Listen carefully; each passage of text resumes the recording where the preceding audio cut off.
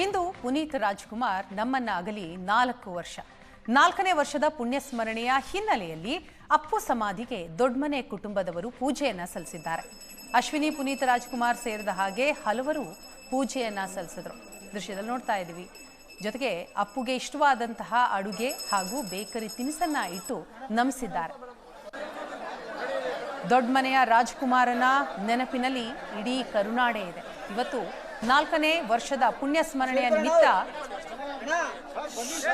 ದೊಡ್ಡಮನೆ ಕುಟುಂಬ ಅಪ್ಪು ಸಮಾಧಿಗೆ ವಿಶೇಷ ಪೂಜೆಯನ್ನ ಸಲ್ಲಿಸಿದೆ. ಪುನೀತ್ ರಾಜ್ಕುಮಾರ್ ಅವರ ನೆಚ್ಚಿನ ಅಡುಗೆಯನ್ನ ಮಾಡಿ ತಿನಿಸುಗಳನ್ನ ಇಟ್ಟು ನಮಿಸಿದ್ದಾರೆ. ಪುನೀತ್ ರಾಜ್ಕುಮಾರ್ 4ನೇ ವರ್ಷದ ಪುಣ್ಯಸ್ಮರಣೆ ಹಿನ್ನೆಲೆಯಲ್ಲಿ ಕಂಠೀರವ ಸ್ಟುಡಿಯೋಗೆ ಅಭಿಮಾನಿಗಳ ದಂಡು ಕೂಡ ಆಗಮಿಸಿದೆ. ಪುನೀತ್ ರಾಜ್ಕುಮಾರ್ ಅವರ ಫೋಟೋವನ್ನ ಹಿಡಿದು ಕಣ್ಣೀರು ಹಾಕ್ತಿದ್ದಾರೆ.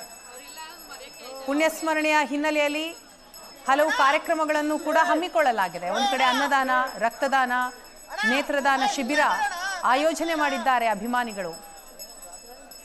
ಅಪ್ಪು ಸಮಾಧಿಗೆ ಬಗೆ ಬಗೆಯ ಹೂಗಳಿಂದ ಅಲಂಕಾರಗೊಳಿಸಲಾಗಿದೆ.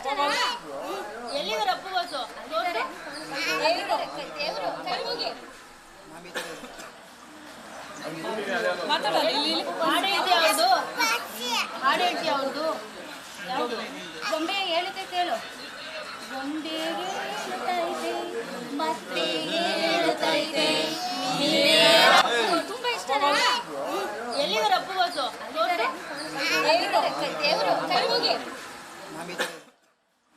ಇಲ್ಲ ಅಂತ ಅನ್ಕೊಂಡ್ಬಿಟ್ರೆ ಕಷ್ಟ. ಏನಂದ್ರೆ ಅವಾಗ ಏನಾಗ್ತಿದ್ದು ಕಂಪ್ಲೀಟಾಗಿ ನಾವು ಏನು ನಮ್ಮ ಕಂಪ್ಲೀಟ್ ನಾವು ಅವನು ದೂರ ತಳ್ದಂಗೆ ಆಗುತ್ತೆ. ನಾವು ಅವ್ನ ನೆನಪಲ್ಲಿ ಬಾಳಬೇಕು, ಆ ನೆನಪನ್ನ ಮನಸ್ಸಲ್ಲಿ ಇಟ್ಕೋಬೇಕು. ನಾವೇನು ಮಾಡಬೇಕು, ಎಷ್ಟು ಪ್ರಯತ್ನ ಆಗುತ್ತೋ ಅಪ್ಪು ನಮ್ಮಲ್ಲಿ ತೋರ್ಸೋಕ್ಕೆ ಪ್ರಯತ್ನ ಪಡಬೇಕು. ಇಲ್ಲ ಅದು ಮಾತಾಡೋಕ್ಕೆ ಆಗಲ್ಲಮ್ಮ, ಅದ್ರ ಬಗ್ಗೆ ಹೇಳಂಗಿಲ್ಲ. ಯಾಕಂದರೆ ಆ ಪ್ರೀತಿ ಯಾವಾಗ ಹಂಗಿದೆ, ಸ್ಟ್ರಾಂಗ್ ಬೌಂಡೇಜ್ ಇದೆ ಅದ್ರ. ಯಾಕೆ ಅವ್ನ ನಡವಳಿಕೆ ನನಗೆ ಅವ್ನ ವೀಡಿಯೋಸ್ ನೋಡ್ತಾ ಇದ್ರೆ ನಿಮಗೆ ಅನಿಸುತ್ತೆ ಅವ್ನ ಮಾತುಗಳು ಏನೋ ಗೊತ್ತಿದ್ದು ಮಾತಾಡ್ಬಿಟ್ಟು ಹೋದ್ನೋ ಅಂತ ಅನಿಸುತ್ತೆ. ಅವ್ರ ಬಗ್ಗೆ ಅಪ್ಪಾಜಿ ಬಗ್ಗೆ ಮಾತಾಡೋದು ದಿವಸನೇ ಇಲ್ಲ. ಅಟ್ಲೀಸ್ಟ್ ಒಂದ್ಸತಿ ಅದು ಜ್ಞಾಪಕತಾ ಇರ್ತೀವಿ.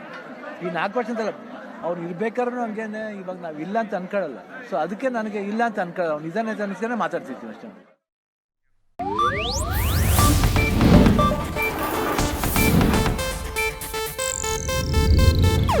ಇದು ಏಷ್ಯಾನೆಟ್ ನ್ಯೂಸ್ ನೆಟ್ವರ್ಕ್ ಪ್ರಸ್ತುತಿ.